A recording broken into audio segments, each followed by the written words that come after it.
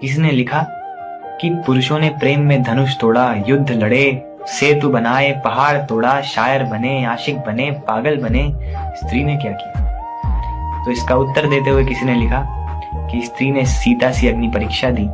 उर्मिला सा इंतजार किया, राधा सा वियोग सहा, रुक्मणी सा प्यार किया, अहिल्या सी पत्थर बनी, सावित्री सी यमराज से लड़ी, द्रौपदी सा अपमान सहा, सती सा सब त्याग दिया, पार्वती सी तपस्या की, लक्ष्मी सा चरण दबाए, मीरा सा जहर पिया